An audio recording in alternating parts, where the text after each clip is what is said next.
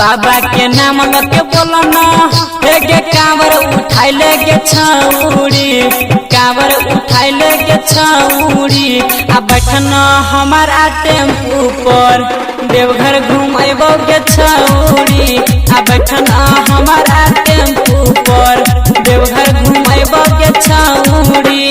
बाबा के नाम लेके सुनना है रे कांवर उठाइबै रे छौरा कांवर उठाइबै रे छौरा सुनीला वासन के दुल्हा मिलतै देवघर घुमैतै रे छौरा मंतोषवा संग के दुल्हा मिलतै देवघर घुमैतै रे छौरा।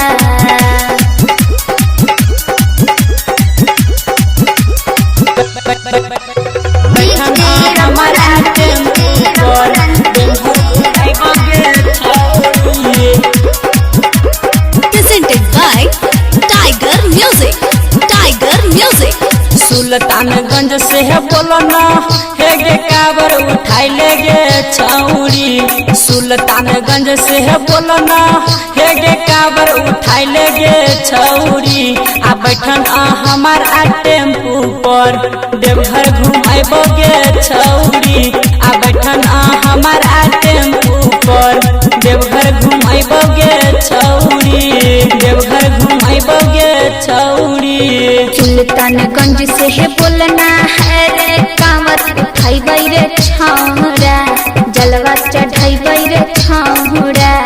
बोलुआ सन के दुल्हा मिलतै देवघर घुमैतै रे छौरा छोटुआ सन के दुल्हा मिलतै देवघर घुमैतै रे छौरा। बैठन हमारा टेम्पू पर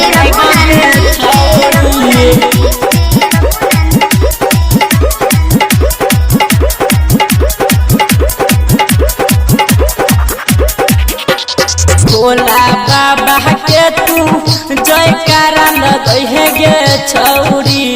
भोला बाबा के तू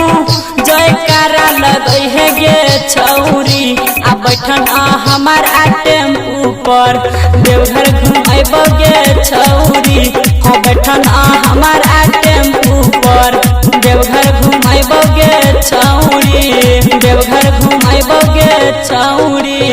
भोले बाबा के हम नारा लगैबै रे छौरा जयकारा लगैबै रे छौरा अंकुशवा सन के दुल्हा मिलतै देवघर घुमैतै रे छौरा मनीषवा सन के दुल्हा मिलतै देवघर घुमैतै रे छौरा।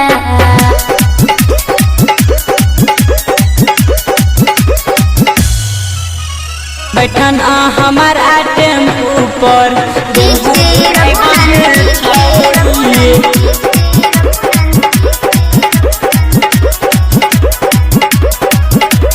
राइटर रंजित किशन संग देवघर जइहे गे छौरी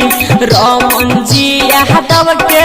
संग देवघर जइहे गे छौरी आ बैठन हमारा टेम्पू पर देवघर घुमाइबो गे छौरी हाँ बैठन हमारा टेम्पू पर देवघर घुमाइबो गे छौरी देवघर घुमाइबो गे छौरी।